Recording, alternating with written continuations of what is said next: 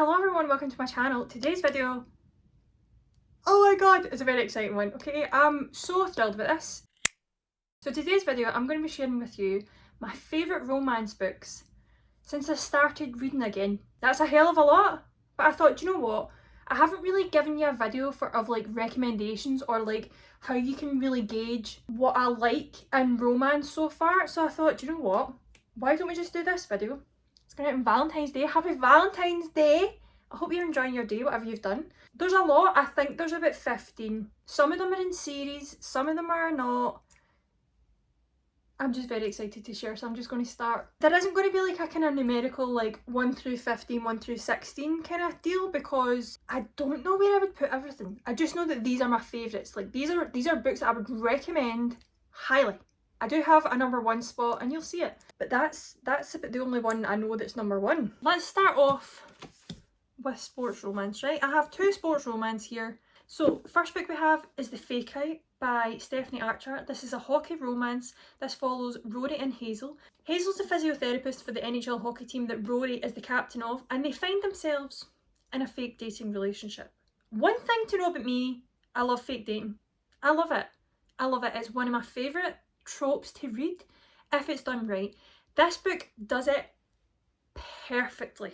The whole reason that they end up in a fake dating relationship is that Hazel kind of wants to get back at her ex, who's also a hockey player. So she's not really a massive fan of hockey players to begin with, right? And Rory kind of needs to be seen as this more like reliable captain. So he thinks, oh, if I get in a relationship, people will see me in a different light. So they end up in this fake dating relationship. I think about this often. Like, there's nothing I don't like about this book. The smut's really good. The relationship's really good. There's no third act breakup. The relationship organically flows from like, we're in a fake relationship to we actually love each other. And it's fantastic. It's brilliant. I would highly recommend this so much. It's so good. The second book I have to show you that is a hockey romance is Play With Me by Becca Mack. This is probably one of the first hockey sports romance series I read. I loved the first book and I enjoyed the third book. This one sticks with me to this day. As I said, this is a hockey romance. It follows Jenny and Garrett. Jenny is the brother of the hockey captain who we see in the first book, and Garrett is a player on that team. So it's brother's best friend. I didn't think I was going to like that, because I was like, oh, there's a lot of things that could go wrong with this. There's a lot of things that could be, I don't know, it's a bit difficult. It's a bit difficult to navigate. This ends up being kind of, they're not even really friends, but they end up being friends with benefits in a way, and then they end up being friends to lovers. Now, what I really love about this is the complex discussions about Jenny and her sex life, right? I have a very vivid memory of me sitting downstairs on my mum and dad's couch. They were away for the weekend and I was in myself and I was reading this. I read it in a 48-hour period and I sobbed. I was like, Jenny Beckett, I love you to bits. I love this whole relationship that they have together. I don't want to spoil anything. It's just, it's hard to read. It was hard for me to read, but it wasn't too hard, but it was like really, really tough. But everybody's different. It was a complex issue and I think it was handled really well. And I think Garrett being the guy that Jenny ends up with, perfect. Perfect. Moving on to something totally different, we've got a contemporary romance. This is At Your Age, Eve Brown by Talia Hibbert. This is the 3rd book in the Brown Sisters series. I love all books in this series. I love every single one. This is my favourite though, which is odd, right? Because Eve's the youngest sister and I really thought my favourite was going to be, I think, the middle one, but it wasn't. This is my favourite. Anyway, I love all of the books, so it doesn't really matter. So this follows Eve Brown. Eve is the youngest sister of the Brown sisters and she kind of doesn't really know what she's doing with her life. She's like jack of all trades, master of none kind of situation she's going on, and her mum and dad have decided, we're not funding this lifestyle anymore. You need to go and flourish and find out what you want to do, but we're not going to fund it anymore. So she gets cut off financially from her parents and she's like, what am I going to do? What am I going to do? So she ends up going for a job in this bed and breakfast, which is where she meets Jacob. Wow. Oh wow. It's just a really nice contemporary romance. We've got a plus size main character. We also have good autistic representation in this. I just think it's an all round nice, wholesome, good book. Also, I have to say, there is one scene in this that is very spicy and I wasn't expecting it. And I was glad because I was shocked to my core and I loved it. Okay, then we have a book that I cannot stop thinking about, and I read this in September. This is We Could Be So Good by Cat Sebastian. This is a queer historical romance, and I think about this at least 3 times a week. It pops into my head and I'm like, oh, I could reread that just now. And I would enjoy even more, I think, on the second read. I think I want to do that again this summer. So this is set in the 50s, and this follows Andy and Nick. Nick is a journalist. He likes to go out, he likes to find out stuff, all that kind of thing. He works in this newspaper. Andy kind of comes in as this slightly younger guy who doesn't really seem like he knows what he's doing. But basically, Andy has to kind of work his way up because his dad owns this newspaper, and I think his dad basically wants him to take over this newspaper one day. Andy's a bit all over the place. Nick's a bit like, my guy, you need to get to grips here. If you're going to be taking this over, you need to get a grip. I'll take you, show you the ropes, we'll do some bits together, and we'll see how we go. Ends up being one of the best friends to lovers I've read. Obviously, because it's the 50s, it's not allowed and out in the open to be gay, be queer at that point in time, so there is discussions on that. I think they were handled really well, and it's really good that the two of them come from completely different backgrounds, and it's so organic in a way, but it's also not, because the two of them are kind of like, do you like me? Do you not like me? I kind of don't know what's happening here, but I kind of do, but like I want you to tell me, and it's, I don't know, I just love it. Then we have a book that was one of the first romance books I read. I think it was one of the first romance reading recommendations I got from TikTok, right? And it's All Roads Lead Here by Mariana Zapata. This book is so slow burn. If you've read any Mariana Zapata books before, they're all slow burn. It's very much like you're getting to like here, and that's when it starts kicking off. So in this book we have Aurora and Tobias Rhodes. Aurora is a kind of singer-songwriter, she's a musician, and she's with this guy. She kind of gets divorced from him, and then she kind of wants to just start a new life. So she moves away from the city, she goes to this house, and this house is up for rent, right? And she's like, oh, I'll rent this wee bit of this house, I'll rent this wee section of this house for a wee while until I'm back on my feet and I decide where I want to go and what I want to do. She gets to this house, and it's the son of the man who owns the house who has put this section of the house up to be rented. And the dad has no idea. Tobias Rhodes has no idea, and at first he's like, absolutely not, you're a stranger, you're not staying in our house. And she's like, please, like I have nowhere else to go. Can you please just let me stay for a wee while? I won't be any trouble, blah blah blah. So he lets her stay. And the slow burn romance that comes from this is so good. It's so sweet. It's so perfect. It's age gap romance done right. It was one of the first romance books that I read. I was like, oh, I love this genre.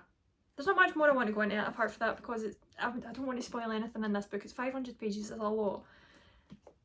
But I would highly recommend it. Then, another kind of emotional one. It's not kind of, it's very emotional. Archer's Voice by Mia Sheridan. This kicked me in the gut when I read it. My sister recommended this to me a couple of years ago, and I was like, okay, whatever, I'll read it. See, when I read it, goodness me. So this follows Bree and Archer. Bree kind of wants to get away from her past life. A situation occurred. She's like, I want to start fresh. So she moves to this small town, and she ends up meeting this guy called Archer Hale. And when she first meets him, Archer doesn't speak to her, so she's kind of a bit like, what's his deal? But she kind of ends up bumping into him again and realises that Archer actually can't speak. She says to him, she's like, oh, do you know ASL? Do you know sign language? And he does. So that's how they end up communicating. This book kicked me in the gut, stabbed me in the heart, slapped me across the face. I'm sore. I was in agony after reading this book. There's a lot of moving parts to this book, right? Because it's romance, and it's also it's slowly kind of friends to lovers. It's small town romance. There's a bit of mystery to it, but like you also hate some of the characters, and I mean loathe entirely. It did seem a wee bit juvenile at times with the age that they are, but loved it. It was difficult to read, it was emotional, it was intense, it was also really soft and nice. It was so good. Then we have another recent favourite, right, is Kiss the Sky by Krista and Becca Ritchie. This book follows Rose and Connor. This is the 4th book in the Addicted series. If you don't know what the Addicted series is, it's about 2 main characters, Lily and Lo, who suffer from addictions, and it's their kind of story, but this is the 4th book in the series and it follows Rose and Connor. Rose is Lily Calloway's sister and Connor is like one of Lo's best friends. Rose and Connor are highly intelligent characters. They are pretty complex with things that they like and things that they don't like and the way they go about things in life. Rose has a fashion line. Connor Cobalt is the heir to like his mother's business. He's going to be like a millionaire. If he's not a millionaire, he's going to be a billionaire. In this book, you follow them. They're kind of doing a reality TV show aspect to it, which I didn't know if I was going to like, but I actually really enjoyed. Brought up a lot of like things to think about. And all in all, the reason why I love this book is Connor and Rose's relationship. The dynamics between the two of them, it's not soft. It's not like, oh, I love you so much, blah, blah, blah. It's love shown in different ways. And I love that. Rose takes no shit. Connor takes no shit. The two of them, as I said, are highly intelligent people. Rose has a way of speaking to people that could come across mean. I can understand why some people don't like Rose. I love her as a main character. I love a main character, female main character, that's mean as fuck. I love that. I love Rose Calloway as a character and I love Connor Cobalt as a character because he never tries to stop her. He never tries to, like, bring her down. He does, like, brings her down, but like not in a way that's like, you can't act like this. It's in a way it's like, I love that you act like this. Connor, I don't know, Connor's kind of like the calming essence of the group. He kind of brings everybody back to a level where it's like, right, see where we are, let's move on. But he never ever is at Rose for being the way that she is, and I love that. Love this book specifically. I'm obsessed. Let's go on to a spicy one. Like a spicy one. Praise by Sarah Kate. I love this cover. I have to say. I love this cover. My friend actually messaged me, sent me a wee voice note this morning. She's like, you'll be dead chuffed. I just started reading the Salacious Players Club series and I was like, oh, what a good time we're going to have. What a good time we're going to have. This is pure smut, right? If you're looking for plot, this is not the one.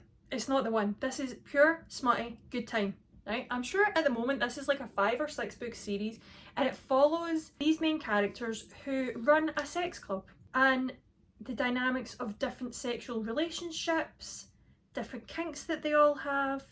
This one's my favourite. This follows Emerson. It's also an age gap romance. I like an age gap romance when it's done right. I feel like this is on the cusp, but it's good. So you have Charlie who's 21 and her ex-boyfriend is actually Emerson's son.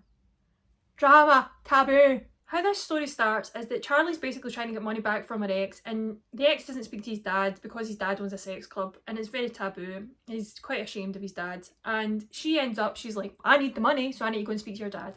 She goes in and a situation occurs and he's like, oh, no, that's not what this is. And she's like, but I'm kind of interested now. Will you teach me? Things go from there. No plot, just vibes. Just good smutty vibes. If you're looking for a smutty book, this is a good series to go with. Next books I have to show you, and I'm saying books because it is 3 books in a 4-book series that I don't think I can pick what one of these I like the best, so I'm just going to show you all 3. This is the Devil's Night series by Penelope Douglas. Now, why I only have 3 out of the 4 is because I don't like Corrupt. It is not my favourite book in the series. Michael Christ is such a little bitch. I don't like him as a character at all. Rika, love. Michael Christ? No. Every couple in the rest of this series, I love. This was my kind of first dipping my toe into dark romance. And I honestly think it's a good one to start off with if you want to get into dark romance. I think it's a good one to sink your teeth into. There's lots of characters, lots of different dynamics between friends, between groups, between male and female main characters. A lot of smut. It's good stuff. What is my favourite though? I don't know, right? Because in Hideaway, we're introduced to Nikova Banks, who's one of my favourite female main characters in a book series. I love her. I also love Kai. Then we have Winter and Damon. Damon's a scary guy. Damon's a scary guy. But oh my gosh, did I love reading this book. Then we have Will Grayson III and Emery. Will Grayson, how do I even describe this series? It's a dark romance series following these 4 guys who basically cause chaos on Devil's Night. Every year, the night before Halloween, they basically call it Devil's Night and they go out, they cause chaos, they do a lot of things they shouldn't be doing, a lot of things they shouldn't be doing. And something happens and some of the characters end up going to jail. It follows the characters' stories once they get out of jail and they're trying to seek revenge. It doesn't quite work out that way. It goes back and forth between like current timeline and past timelines. It wraps up in a great way. Now, I have to say this is dark romance. So if you're not interested in dark romance, don't read this. But if you are interested in dark romance and you haven't read this yet, I would highly recommend. It's fantastic. And I think, as I said, if you kind of haven't read dark romance before but you're kind of interested in it, then I would recommend this. I think it's a good one to start off with because it's dark but it's not gruesome, it's not like gory or anything like that. It's just really good. We're getting into the cowboy romance phase now. Heartless by Elsie Silver. This is my favourite book in the Chestnut Springs series. It follows Willa Grant and Cade Eaton. When I think about Cade Eaton, I think, what a man. In this book you follow Cade and Willa. Cade is a grumpy 40-year-old cowboy who has a young son. He's a single dad, and all of the women in the town kind of want to get with Cade, right? They see him as like single bachelor, all that kind of stuff, but he's really looking for a nanny. And all the women that seem to be applying for this nanny role are kind of just doing it to get to him. So he doesn't trust a lot of people because he's had a bad relationship in the past. He doesn't trust a lot of people with his kids, so he feels like a bad dad. So then Willa comes on the scene. She comes to the town and she's reliable because she knows somebody that knows Cade. She's friends with Summer, who's in the first book in this series. Cade's like, do you know what? I'll give you a shot. At first he's a bit like, oh, I don't know how this is going to work out because you're a bit of a rocket. She's a bit all over the place.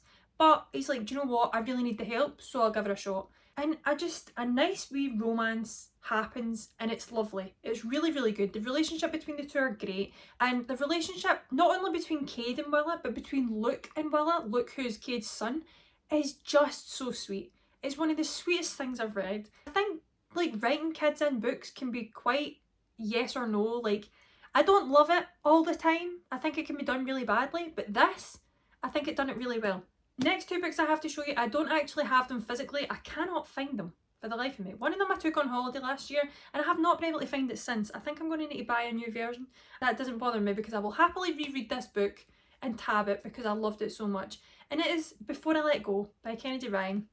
Here it's here. In this book you follow Yasmin and Josiah and they end up falling in love, I believe in their 20s or something, and they have a great relationship. They have a fantastic relationship. They love each other so much, right? They have kids, they have the home, they have the business together, they have everything going for them, right?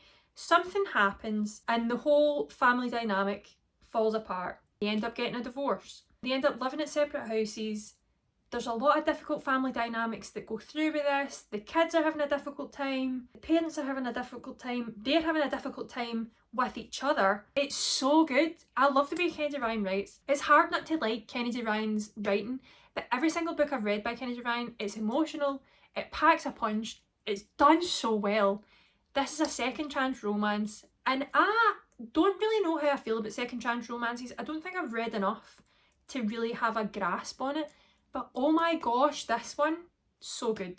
Another book that I don't actually have physically because I'm waiting on the new covers to come out, I didn't buy the indie version, I read this on my Kindle, is Out on a Limb by Hannah Bonham Young. This book is unreal.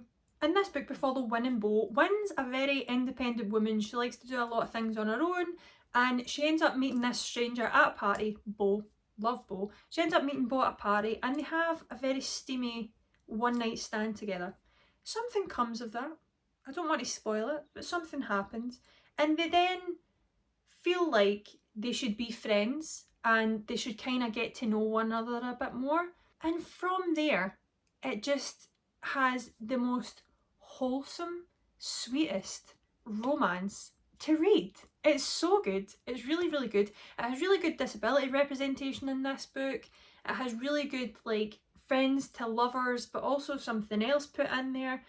All round, it's a fantastic book. I would highly recommend everybody to read it. It was one of my favourite reads of last year. Big recommendation from me. Okay, so the last book I have to show you, I know I said I wasn't going to do it in any kind of order, but this takes top spot every time. I reread this book at least once a year. I think about it often. If anybody's looking for a romance and they haven't read this book, I recommend it. It's just my favourite all-rounder, Beach Read by Emily Henry.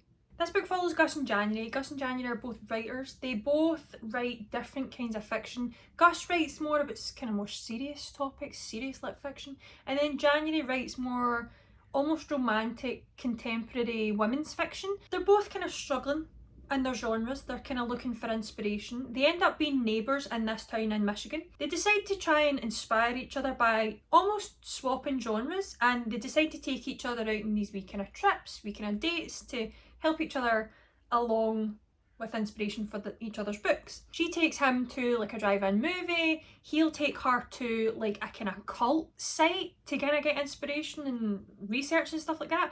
Did you ever think there was going to be mention of cults in this book? I didn't, and it was like a welcome addition to the book. It gave it something else. It deals a lot with grief, different aspects of heartbreak, and all round I just love this book so much. It's my top book for a reason. I recommend it to everybody. I love it with my whole heart. And that's us finally reached the end of this video. Thank you so much for watching. Give me your recommendations, right? That was a bit strong. If you have any romance recommendations, please leave them in the comment section below. I would love to know what other people are reading romance-wise, or even your favourite book. Just tell me what your favourite book is. I would love to know. Also, if any of these books are your favourites, leave that in the comment section below, because I would love to find other people that have the same book tastes as me, because then we can find stuff together, you know? That's all I have for you. Thank you so much for watching. I really hope you enjoyed this video. If you did, give it a wee like, give it a wee thumbs up, subscribe if you want to see more, and I'll see you in the next one. Bye!